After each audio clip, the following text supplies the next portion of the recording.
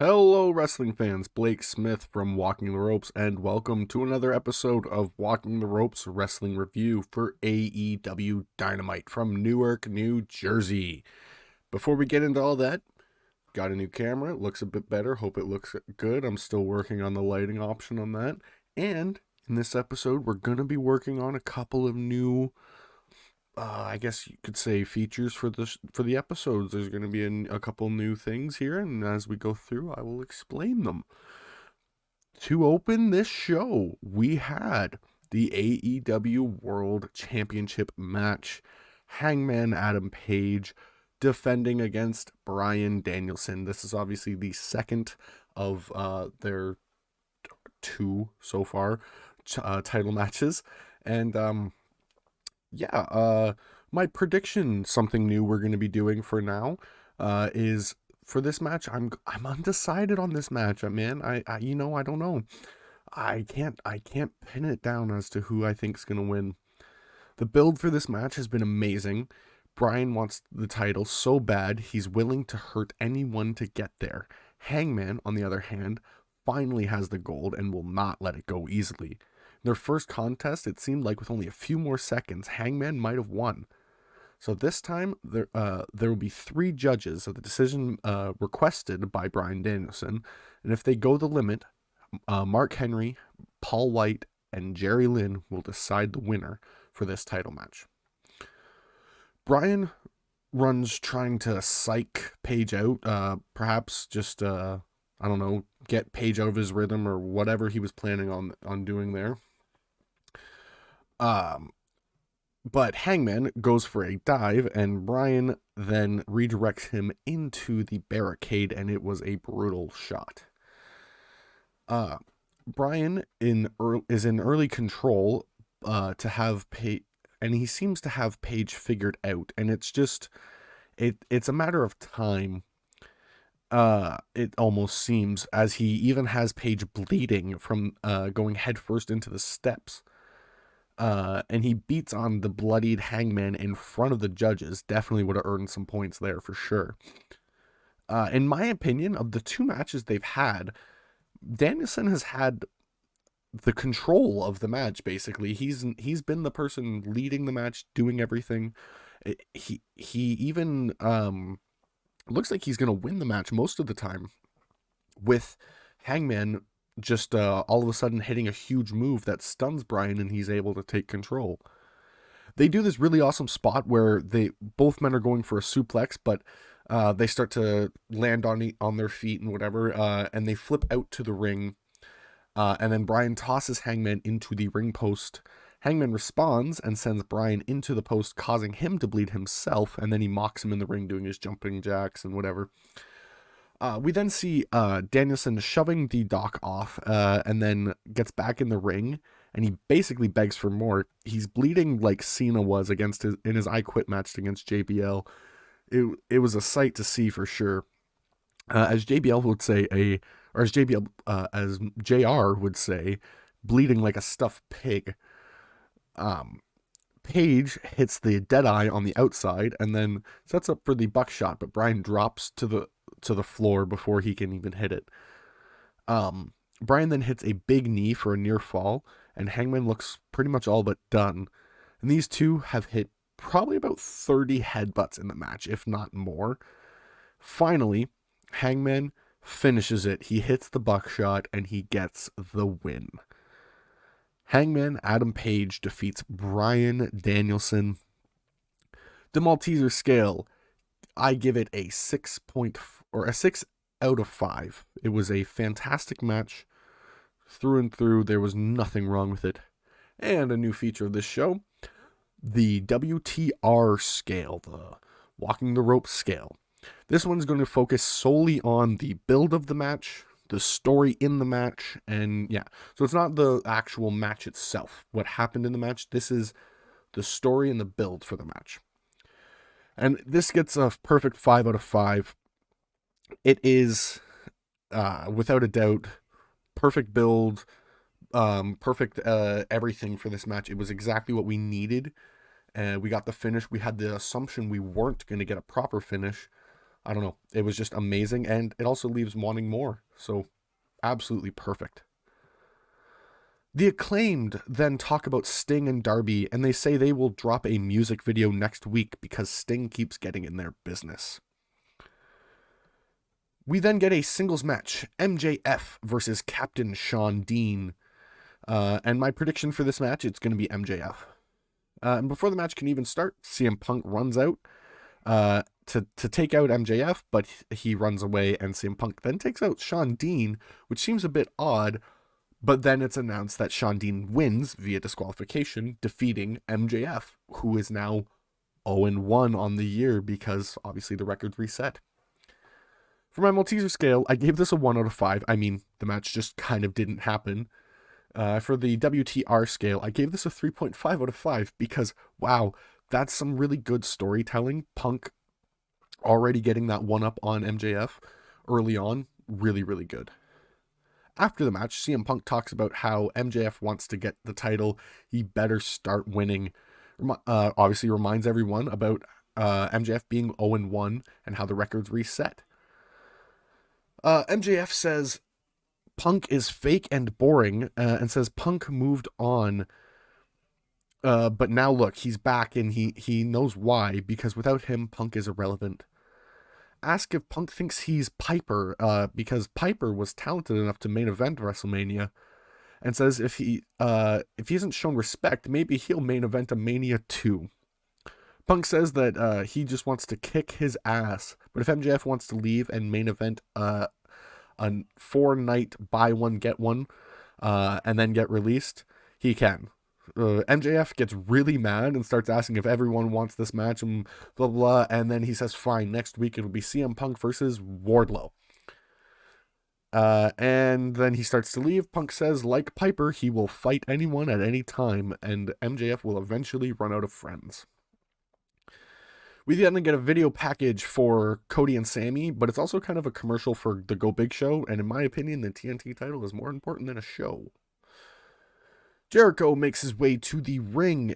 He talks about the TBS debut and mentions that it's the first time he's been on TBS since April 7th, 1999, losing to Booker T. Says he thinks he cheated. Moves on to business and talks about 2.0 and says last week was about revenge and not saving Kingston. 2.0 make their way to the ring, and they remind Jericho what happened last time, and Jericho keeps joking about them, calls them Squarehead, Pinhead, and 2.0 goes to fight him, but Jericho grabs Floyd, the Bat, and it seems like Garcia's going to get the jump, but Jericho takes him out, and then the numbers catch up to him as he's beaten down quickly. Proud and Powerful, though, come in and make the save, and Kingston comes out as well to help out. Adam Cole talks with Bobby Fish and Kyle O'Reilly, and they say they're on the same page, but Kyle doesn't seem like he is.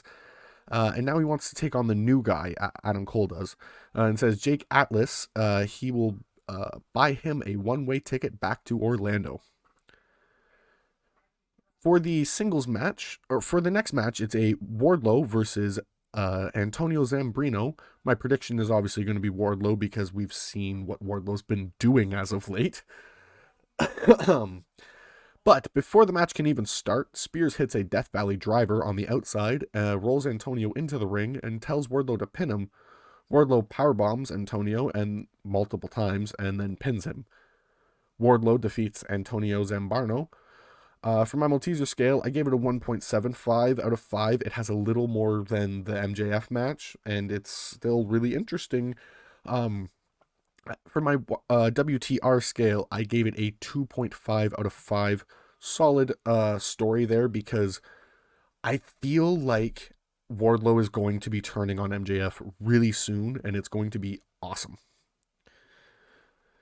We then get the TBS Championship Tournament Finals match for the TBS Championship.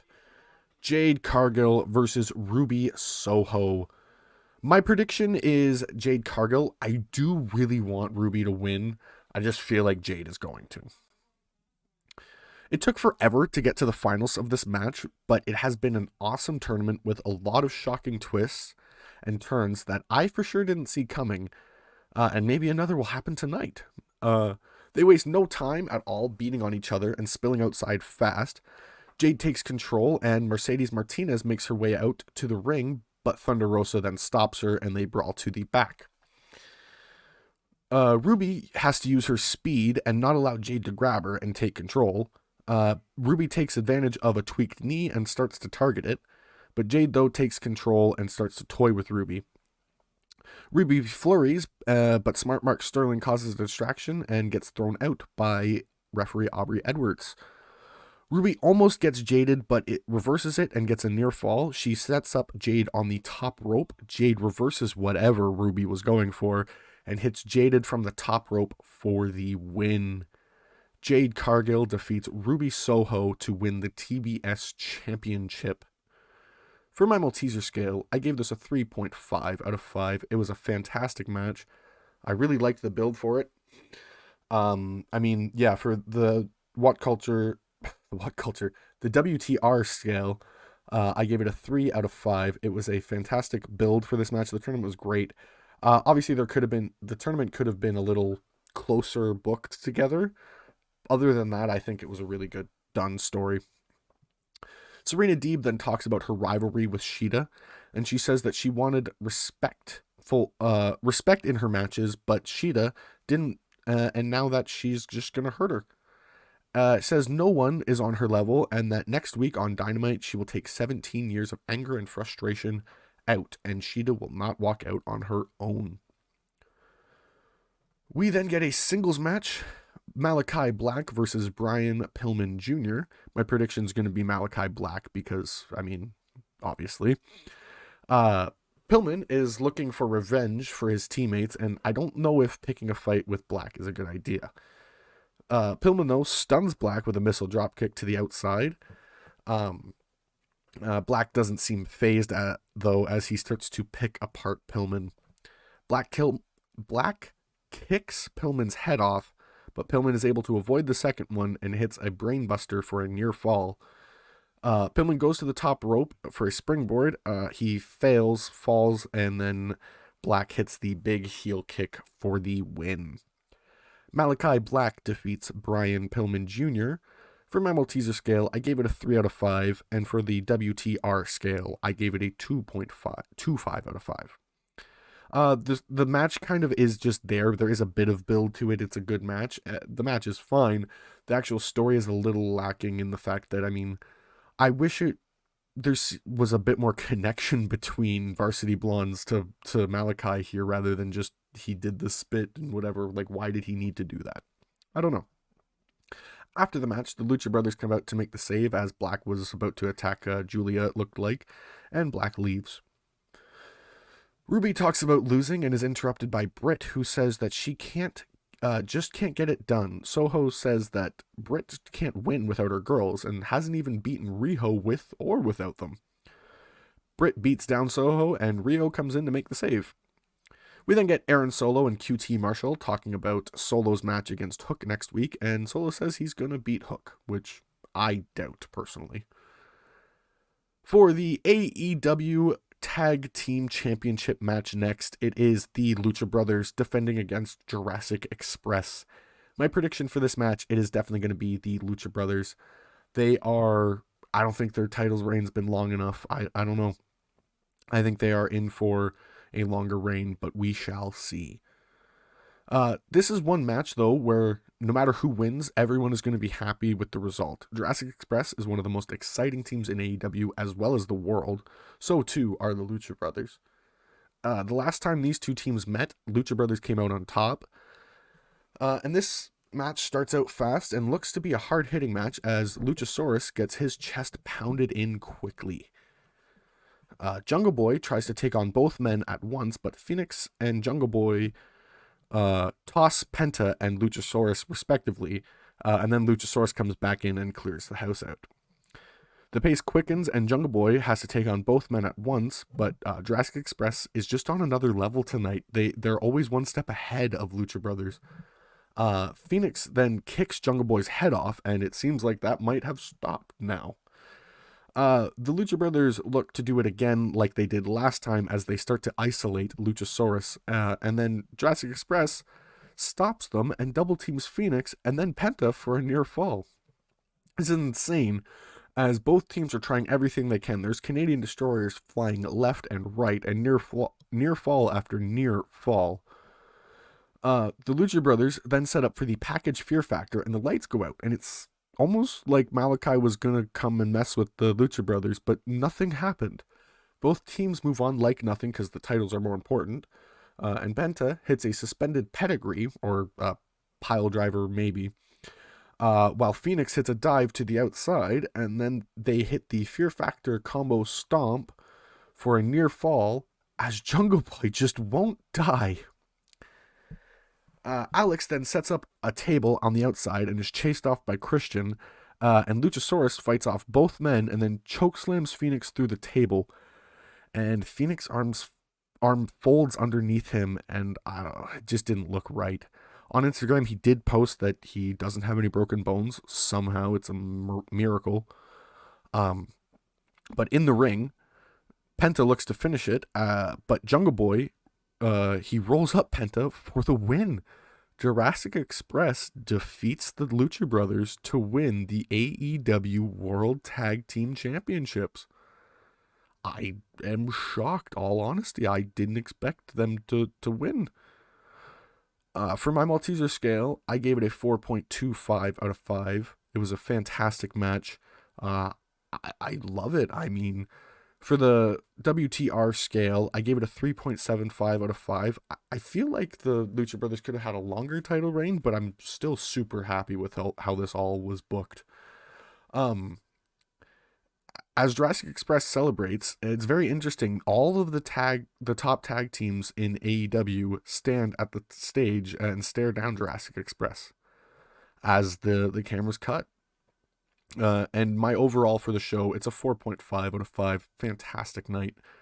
The segment of the night goes to MJF and CM Punk, and the match of the night is definitely the tag title match. It was fantastic through and through. Performers of the night go to Lucha Brothers and Jurassic Express, but also Bryan Danielson and Hangman Adam Page, as they gave us what appears to be the conclusion of at least this 2-part series that will probably be continued later. But that is all for this episode of Walking the Ropes Wrestling Review. Thank you all for dropping in. If you enjoyed, make sure to like, subscribe, and hit the bell icon to get notifications whenever we upload a video. And I'll see you in the next one.